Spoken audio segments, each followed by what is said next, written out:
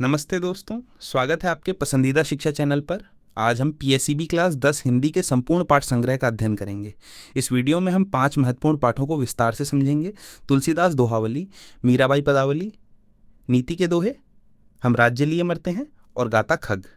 इस वीडियो में हर दोहे, पद और कविता का पूरा हिंदी टेक्स्ट, व्याख्या और प्रश्न उत्तर शामिल हैं। तो चलिए शुरू करते हैं। पाठ 1, तुलसीदास दोहावली। पहला दोहा है, श्री गुरु चरण सरोज रज निज मन मुकुरु सुधारी, बरनौ रघुबर विमल जसु, जो दायकु फलचारी। व्याख्या। तुलसीदास जी लिखते हैं कि अपने गुरु जी के कमल रूपी सुंदर चरणों की धूल से मैं अपने मन के दर्पण को साफ करता हूं और तत्पश्चात प्रभु राम जी का निर्मल यशगान करता हूं। ऐसा करने से चारों फल धर्म, अर्थ, काम और मोक्ष प्राप्त होते हैं। दोहा 2, राम नाम मणि दीप धरु जीह देहरी द्वार, तुलसी भीतर बाहरू हुए जो चाहसी उजियार। व्याख्या। तुलसीदास जी कहते हैं कि यदि मनुष्य अपने मन के भीतर और बाहर दोनों स्थानों पर उजाला करना चाहता है तो राम नाम रूपी मणियों के दीपक को हृदय में धारण करना चाहिए। ऐसा करने से अज्ञान रूपी अंधकार नष्ट हो जाता है और ज्ञान रूपी उजाला प्राप्त हो जाता है। दोहा 3, जड़ चेतन गुण दोष भय विश्व कीन्ह करतार, संत हंस गुण गेही पय परिहरी बारी विकार। व्याख्या। तुलसीदास जी लिखते हैं कि ईश्वर ने इस समस्त जड़ चेतन संसार को गुण और दोष से युक्त बनाया, लेकिन संतों में हंस के समान नीरक्षीर विवेक होता है। इसी विवेक का प्रयोग करके संत दोष रूपी जल को त्याग कर गुण रूपी दूध को ग्रहण करते हैं। दोहा 4, प्रभु तरुवर कपिडार पर ते किए आपू समान, तुलसी कहूं न राम से साहिबसील निधान। व्याख्या। कवि कहता है कि प्रभु श्री राम जी बहुत महान और उदार हैं। भगवान श्री राम स्वयं तो वृक्षों के नीचे रहते थे और बंदर पेड़ों की डालियों पर रहते थे, परंतु फिर भी ऐसे बंदरों को भी उन्होंने अपने समान बना लिया। ऐसे उदार शील निधान प्रभु श्री राम जैसे स्वामी दुनिया में अन्यत्र कोई नहीं है। दोहा 5, तुलसी ममता राम सुसमता सब संसार, राग न रोष न दोष दुख दास भय भवपार। व्याख्या। तुलसीदास जी कहते हैं कि श्री राम में ममता रखनी चाहिए और संसार के सभी प्राणियों के प्रति समता का भाव रखना चाहिए। इससे मनुष्य राग, रोष, दोष, दुख आदि से मुक्त हो जाता है। इस प्रकार श्री राम का दास होने के कारण व्यक्ति भवसागर से पार हो जाता है। दोहा 6, गिरिजा संत समागम सम न लाभ कछुआन, बिनु हरि कृपा न होई सो गावहीं वेद पुराण। व्याख्या। तुलसीदास जी लिखते हैं कि शिवजी पार्वती जी को संतों के सम्मेलन की महिमा का वर्णन करते हुए कहते हैं कि हे पार्वती, संतों के साथ बैठकर उनके विचार सुनने से ज्यादा लाभकारी कुछ भी नहीं है और परमात्मा की कृपा के बिना संतों की संगति प्राप्त नहीं होती, ऐसा वेद पुराणों में कहा गया है। दोहा 7, पर सुख संपत्ति देखी सुनी जरहीं जे जड़ बिनु आगी, तुलसी तिनके भागते चले भलाई भागी। व्याख्या। तुलसीदास लिखते हैं कि जो मूर्ख लोग दूसरों के सुख और संपत्ति को देखकर ईर्ष्या से जलते रहते हैं, उन लोगों के भाग्य से भलाई स्वयं ही भाग जाती है। तात्पर्य यह है कि दूसरों की प्रगति को देखकर जलने वालों का कभी भी भला नहीं होता। दोहा 8, साहब ते सेवक बड़ो, जो निज धर्म सुजान, राम बांध उतरे उदधि, लांघी गए हनुमान। व्याख्या। तुलसीदास लिखते हैं कि वो सेवक तो स्वामी से भी बड़ा होता है जो अपने धर्म का पालन सच्चे मन से करता है। इसी बात को स्पष्ट करते हुए कवि कहते हैं कि स्वामी श्री राम तो सागर पर पुल बंधने के बाद ही समुद्र पार कर सके, परंतु उनके सेवक हनुमान तो बिना पुल के ही समुद्र को पार गए। दोहा 9, सचिव वैद गुरु तीनी जो प्रिय बोलहि भयुआस, धर्म तन तीनी कर हुई बेगी ही नास। व्याख्या। कवि कहते हैं कि यदि किसी राजा का मंत्री, वैद्य और गुरु ये तीनों राजभय से अथवा किसी लोभ लालच से उसकी बात निर्विरोध मान लेते हैं, अर्थात उसकी हाँ में हाँ मिलाते हैं, तो उसका राज्य, धर्म और शरीर तीनों शीघ्र ही नष्ट हो जाते हैं। इसलिए ऐसे चापलूस सलाहकारों से बचना चाहिए। दोहा 10, बिनु विश्वास भगति नहीं, तेहि बिनु द्रवहि न राम, राम कृपा बिनु सपने हुए जीवन लह विश्राम। व्याख्या। तुलसीदास लिखते हैं कि सच्चा भक्त भगवान पर अटूट विश्वास रखता है। बिना भगवान पर विश्वास किए प्रभु कृपा प्राप्त करना संभव ही नहीं है। भगवान की कृपा के बिना स्वप्न में भी चैन नहीं मिलता। इसलिए प्रभु श्री राम पर अखंड विश्वास रखते हुए भक्ति करना ही सब प्रकार से लाभकारी होता है। स्लाइड 5, अभ्यास, क्वेश्चंस एंड आंसर्स। अब आइए इन दोहों से संबंधित महत्वपूर्ण प्रश्नों पर नजर डालते हैं। प्रश्न 1, तुलसीदास जी के अनुसार राम जी के निर्मल यश का गान करने से कौन से 4 फल मिलते हैं? उत्तर, भगवान राम जी के निर्मल यश का गान करने से धर्म, अर्थ, काम तथा मोक्ष 4 फल प्राप्त होते हैं। प्रश्न 2, मन के भीतर और बाहर उजाला करने के लिए तुलसी कौन सा दीपक हृदय में रखने की बात करते हैं? उत्तर, मन के भीतर और बाहर उजाला करने के लिए तुलसी राम नाम रूपी मणियों का दीपक हृदय में रखने की बात करते हैं। प्रश्न 3, संत किसकी भांति नीरक्षीर विवेक करते हैं? उत्तर, संत हंस की भांति नीर क्षीर विवेक करते हैं। प्रश्न 4, तुलसीदास के अनुसार भवसागर को कैसे पार किया जा सकता है? उत्तर, भगवान राम जी से सच्चा प्रेम करके भवसागर को पार किया जा सकता है। प्रश्न 5, जो व्यक्ति दूसरों के सुख और समृद्धि को देखकर ईर्ष्या से जलता है उसे भाग्य में क्या मिलता है? उत्तर, जो व्यक्ति दूसरों के सुख और समृद्धि को देखकर ईर्ष्या से जलता है उसके भाग्य से भलाई और खुशहाली भाग जाती है। प्रश्न 6, राम भक्ति के लिए गोस्वामी तुलसीदास किसकी आवश्यकता बतलाते हैं? उत्तर, राम भक्ति के लिए गोस्वामी तुलसीदास सच्चे और अटूट विश्वास की आवश्यकता बतलाते हैं। अब आइए दूसरे पाठ की ओर बढ़ते हैं। मीराबाई पदावली। पद 1, बसो मेरे नैनन में नंदलाल, मोहनी मूरति सांवरी सूरती नैना बने विशाल, मोर मुकुट मकराकृत कुंडल अरुण तिलक दिए भाल, अधर सुधारस मुरली राजती उर वैजंती माल, क्षुद्र घंटिका कटी तट शोभित नुपुर शब्द रसाल, मीरा प्रभु संतन सुखदाई भक्त बचल गोपाल। व्याख्या। मीराबाई कहती हैं कि हे नंद के पुत्र श्री कृष्ण, आप मेरी आंखों में बस जाओ। आपकी मन को मोहित करने वाली सुंदर छवि, सांवली सूरत व बड़ी बड़ी आंखें हैं। आपने मोर के पंखों का बना मुकुट व मकर की आकृति के कुंडल धारण किए हैं। आपके माथे पर लाल रंग का तिलक शोभा बढ़ा रहा है। आपके होठों पर अमृत के समान मीठी ध्वनि निकालने वाली मुरली है और हृदय पर वैजयंती माला सुशोभित है। छोटी छोटी घंटियां आपकी कमर पर बंधी हैं। पांवों में छोटे छोटे घुंघरू बांधे हैं जिनकी ध्वनि मन को आकर्षित करती है। मीरा के प्रभु श्री कृष्ण का यह रूप संतों को सुख देने वाला तथा भक्तों की रक्षा करने वाला है। पद 2, मेरे तो गिरधर गोपाल, दूसरों न कोई, जाके सिर मोर मुकुट, मेरो पति सोई, तात मात भ्रात बंधु आपनो न कोई, छांडी दई कुल की कानी, कहा करे कोई, सन्नतन ढिग बैठी बैठी लोकलाज खोई, एंसुअन जल सींची सींची प्रेम बेली बोई, अब तो बेली फैल गई आनंद फल हुई, भगत देखी राजी बई, जगत देखी रोई, दासी मीरालाल गिरधर तारो अब मोही। व्याख्या। मीराबाई जी कहती हैं कि गोवर्धन पर्वत को धारण करने वाले श्री कृष्ण ही मेरे अपने हैं, दूसरा कोई मेरा नहीं है। जिनके सिर पर मोर के पंखों का सुंदर मुकुट है वही मेरे पति हैं।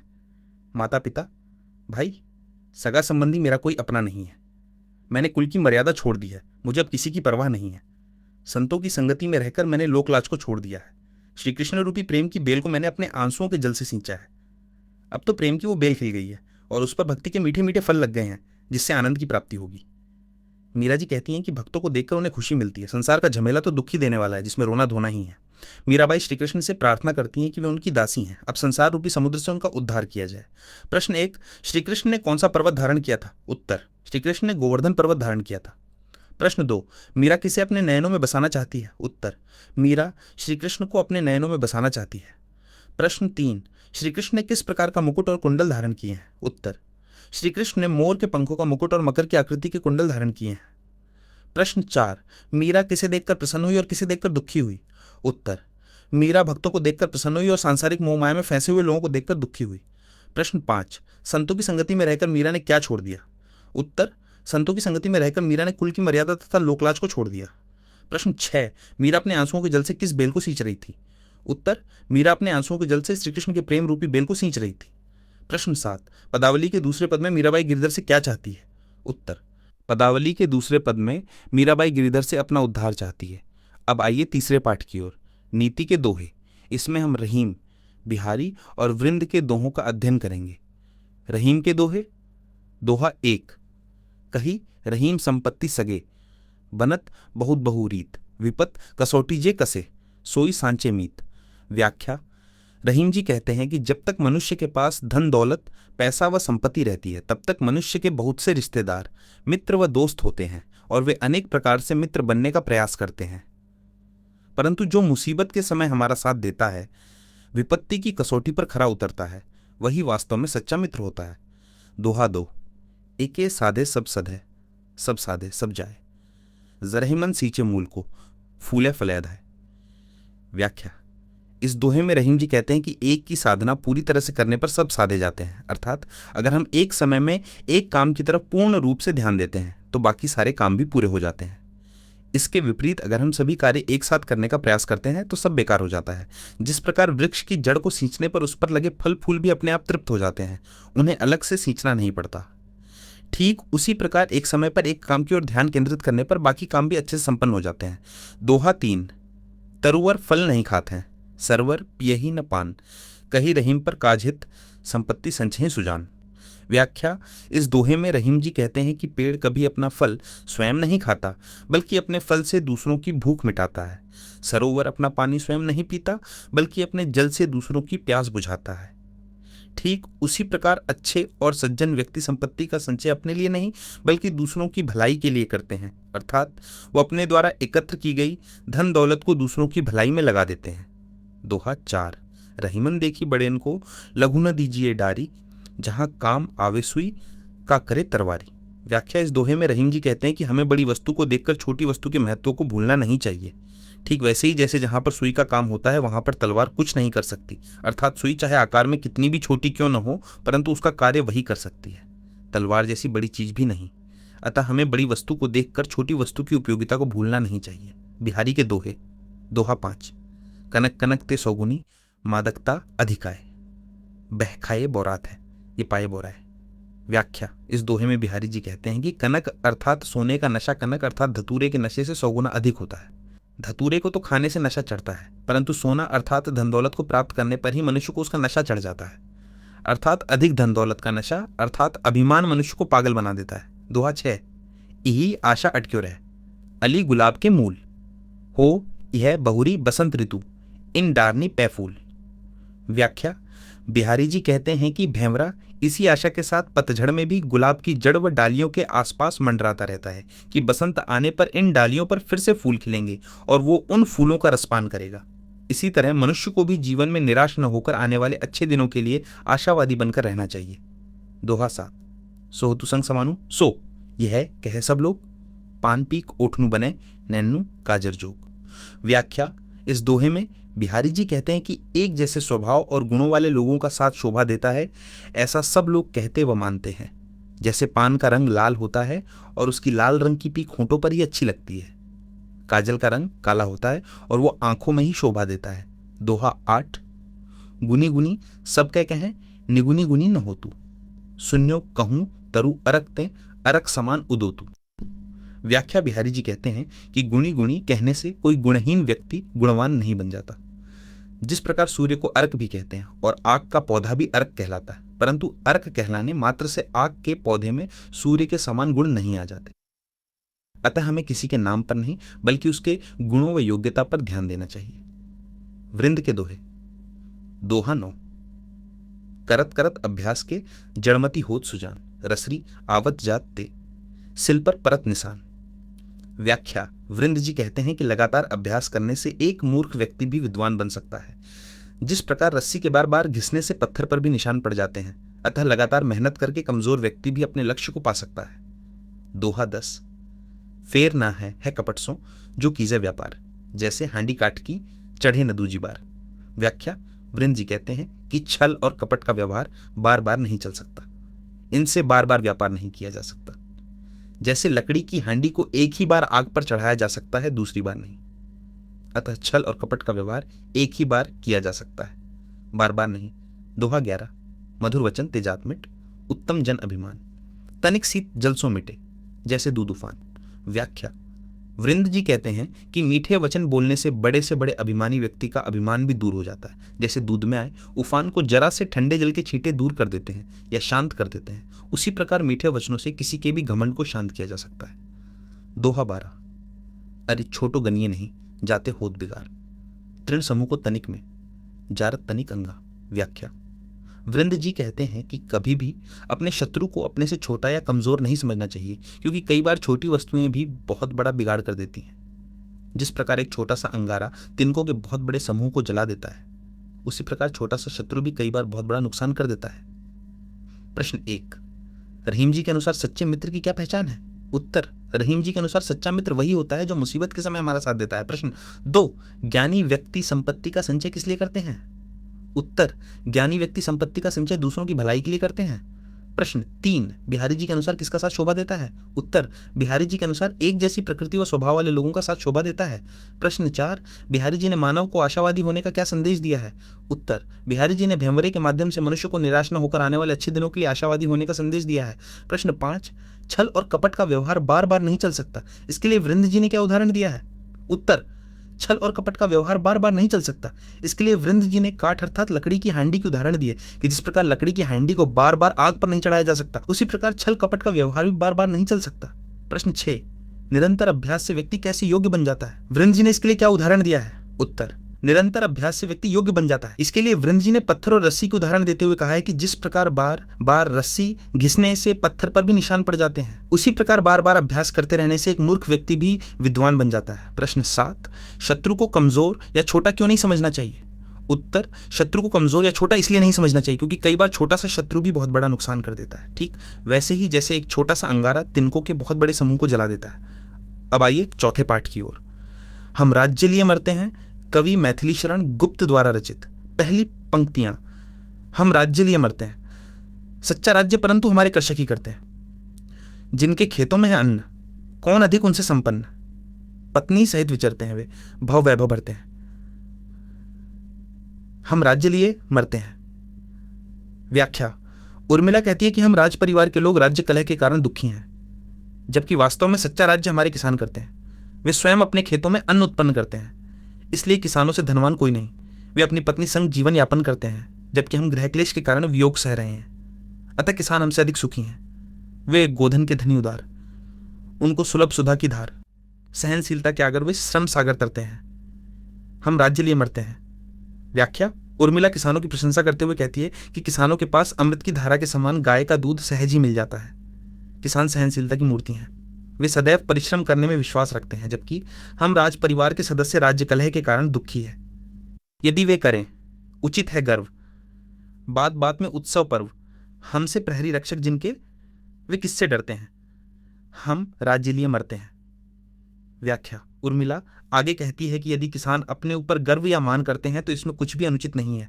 उनका ऐसा सोचना बिल्कुल उचित है। वो छोटी छोटी बातों में खुशी का मौका तलाश लेते हैं। वो प्रतिदिन उत्सव या त्योहार मनाते हैं। जब हम जैसे लोग उनके रक्षक हैं तो उन्हें किसी से भयभीत होने की जरूरत नहीं।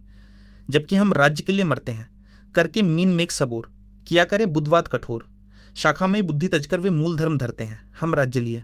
व्याख्या, प्रस्तुत पंक्तियों में उर्मिला किसानों के सरल व सादे जीवन की ओर संकेत करते हुए कहती है कि किसान व्यर्थ के वाद विवाद को त्याग कर धर्म के मूल सिद्धांतों को अपनाते हैं, जबकि विद्वान लोग छोटी छोटी बात पर बहस करते हैं। जबकि हम राजवंशी राज्य कलह के कारण दुखी हैं, होते कहीं वही हम लोग। कौन भोगता फिर ये भोग, उन्हीं अन्नदाताओं के सुख आज दुख करते हैं। हम राज्य लिए मरते हैं। व्याख्या, प्रस्तुत पंक्तियों में उर्मिला के मन की पीड़ा उजागर होती है। उर्मिला कहती है कि अगर हम राजवंशी न होकर किसान होते तो हमें राज्य कलह के कारण दुख न सहना पड़ता, अर्थात हम पति पत्नी में भी वियोग न होता। यदि हम भी किसानी होते तो राज्य कलह के कष्ट हमें न भोगने पड़ते। उनके सुखों को देखकर हमारे दुख दूर हो जाते हैं, लेकिन हम फिर भी राज्य कलह के कारण दुख भोगते हैं। प्रश्न 1, प्रस्तुत गीत में उर्मिला किसकी प्रशंसा कर रही है? उत्तर, प्रस्तुत गीत में उर्मिला किसानों की प्रशंसा कर रही है। प्रश्न 2, किसान संसार को समृद्ध कैसे बनाते हैं? उत्तर, किसान अन्न पैदा करके संसार को समृद्ध बनाते हैं। प्रश्न 3, किसान किस प्रकार परिश्रम रूपी समुद्र को धीरज से तैरकर पार करते हैं? उत्तर, किसान सहनशील होने के कारण अपने परिश्रम और धैर्य से परिश्रम रूपी समुद्र को तैरकर पार करते हैं। प्रश्न 4, किसानों को अपने ऊपर गर्व करना कैसे उचित है? उत्तर, किसानों को अपने ऊपर गर्व करना इसलिए उचित है क्योंकि वे समस्त संसार के अन्नदाता होते हैं। प्रश्न 5, किसान व्यर्थ के वाद विवाद को छोड़कर किस धर्म का पालन करते हैं? उत्तर, किसान व्यर्थ के वाद विवाद को छोड़कर धर्म की मूल बात का पालन करते हैं। प्रश्न 6, हम राज्य लिए मरते हैं में उर्मिला राज्य के कारण होने वाली किस कलह की बात कहना चाहती है? उत्तर, हम राज्य लिए मरते हैं में उर्मिला राज्य के लिए श्री राम को वनवास दिए जाने तथा भरत को राज्य देने से उत्पन्न कलह की बात कहना चाहती है। अब आइए पाठ 5 की ओर। गाताखग, कवि सुमित्रा नंदन पंत द्वारा रचित। पहली पंक्तियां, गाताखग प्रातः उठकर, सुंदर सुखमय जगजीवन, गाताखग संध्या तट पर, मंगल मधुमय जगजीवन। व्याख्या, कवि प्रकृति के विविध स्वरूपों में से पक्षियों के बारे में बताते हुए कहता है कि पक्षी प्रभात के समय संसार के लोगों के सुंदर सुखमय और समृद्ध जीवन की कामना के गीत गाता है। संध्या के समय पक्षी नदी के तट पर संसार के प्राणियों के मंगलमय अर्थात सुखी और आनंद से भरे जीवन की चाह के गीत गाता है। कहती अपलक तारावली, अपनी आंखों का अनुभव, अवलोक आंख आंसू की, भर आती आंखें नीरव। व्याख्या, इस पद्यांश में तारों की अनेक पंक्तियां संसार को एकटक देखते हुए अपनी आंखों का अनुभव बता रही है कि सारे जग का जीवन दुख, करुणा और विषमता से भरा हुआ है। संसार के लोगों की वेदना देखकर तारों की आंखों में भी आंसू आ जाते हैं। तारों की अनेक पंक्तियां अपने आंसू ओस के रूप में बहाती हैं। कवि कहता है कि आंखों की भाषा मौन होती है, हैंसमुख प्रसून सिखलाते, पल भर है जो हैंस पाओ, अपने उर की सौरभ से जग का आंगन भर जाओ। व्याख्या। कवि कहता है कि मानव को फूलों से प्रेरणा लेते हुए सदा मुस्कुराते रहना चाहिए। मानव का जीवन बहुत छोटा और नाशवान है। यदि हो सके तो मानव को अपने जीवन की विषमताओं और मुश्किलों को दूर करके आनंद और प्रसन्नता से जीवन व्यतीत करना चाहिए। मानव को इस छोटे से जीवन में संसार में आशा और खुशियां बांटकर संसार के आंगन को मुस्कुराहट और विश्वास से भर देना चाहिए। अपने सद्गुणों से संसार के वातावरण को भी आनंदित और सुखद बनाना चाहिए। जिस तरह फूल अपना सर्वस्व देकर वातावरण को आनंद से भर देता है, उसी तरह मानव को भी अपने सद्गुणों से संसार को समृद्ध बनाना चाहिए। उठ उठ लहरें कहती हैं, हम कुल विलोक न पाए, पर इस उमंग में बह बह नित आगे बढ़ती जाएं। व्याख्या। कवि कहता है कि लहरें किनारा पाने की उमंग में निरंतर आगे बढ़ती रहती हैं। कई बार उन्हें किनारा नहीं मिलता और वे रास्ते में ही विलीन हो जाती है, लेकिन लहरें फिर से उठती हैं और किनारे की उमंग में फिर से गतिशील हो जाती हैं। कवि कहता है कि लहरों से मानव को प्रेरणा लेनी चाहिए। मानव को असफलता या किसी डर की परवाह किए बिना अपनी मंजिल की ओर बढ़ते रहना चाहिए। लक्ष्य प्राप्ति के रास्ते में कितने ही बंधन रुकावटें क्यों ना आ जाएं, लेकिन हमें निरंतर परिश्रम करते हुए अपने कदमों को आगे बढ़ाते रहना चाहिए। कैंप कैंप हिलो रह जाती, रह मिलता नहीं किनारा, बुद्ध बुद्ध विलीन हो चुपके, पा जाता आशय सारा। व्याख्या। कवि कहता है कि सागर में लहरें बार बार उठकर किनारा पाने का प्रयास करती हैं। उनमें निरंतर कंपन होता रहता है। रास्ते में ही बिखर जाने के कारण लहरों को किनारा नहीं मिल पाता। इसके विपरीत लहरों के जल से पैदा हुआ बुलबुला अपने जीवन के मकसद को समझता हुआ उसी जल में समा जाता है जिससे वो पैदा हुआ था। जल के बुलबुले के माध्यम से कवि कहना चाहता है कि मृत्यु के बाद मनुष्य का परमात्मा से मिलन अर्थात परमात्मा में समा जाना ही उसके जीवन का मकसद है। प्रश्न 1। पक्षी प्रातः उठकर क्या गाता है? उत्तर। पक्षी प्रातः उठकर जग के प्राणियों के सुंदर सुखमय और समृद्ध जीवन की कामना के गीत गाता है। प्रश्न 2। तारों की पंक्तियों की आंखों का अनुभव क्या है? उत्तर। तारों की पंक्तियों की आंखों का अनुभव देखकर लगता है कि जैसे वे कह रही हो कि सारे जग का जीवन दुख, करुणा और विषमता से भरा हुआ है। प्रश्न 3। फूल हमें क्या संदेश देते हैं? उत्तर। फूल हमें सदैव मुस्कुराते रहने का संदेश देते हैं। प्रश्न 4। लहरें किस उमंग में आगे बढ़ती जाती है? उत्तर। लहरें इस उमंग में आगे बढ़ती जाती है कि उन्हें कभी न कभी तो अपना लक्ष्य किनारा प्राप्त हो ही जाएगा। प्रश्न 5। बुलबुला विलीन होकर क्या पा जाता है? उत्तर। बुलबुला विलीन होकर अपने जीवन का अंतिम आशय पा जाता है। दोस्तों, इस प्रकार हमने पीएससीबी क्लास 10 हिंदी के 5 पाठों का पूरा अध्ययन किया। हमने तुलसीदास जी के 10 दोहों, मीराबाई जी के 2 पदों, रहीम बिहारी वृंद के 12 दोहों, मैथिली शरण गुप्त जी के हम राज्य लिए मरते हैं गीत और सुमित्रा नंदन पंत जी की गाता खग कविता को विस्तार से समझा। सभी प्रश्न उत्तर और व्याख्याएं आपको अच्छे से समझ आ गए होंगे। अगर आपको ये वीडियो पसंद आई तो लाइक जरूर करें और चैनल को सब्सक्राइब करें। अपने दोस्तों को भी ये वीडियो जरूर शेयर करें। किसी भी प्रश्न के लिए कमेंट बॉक्स में पूछ सकते हैं। अगले वीडियो में मिलेंगे, तब तक के लिए धन्यवाद।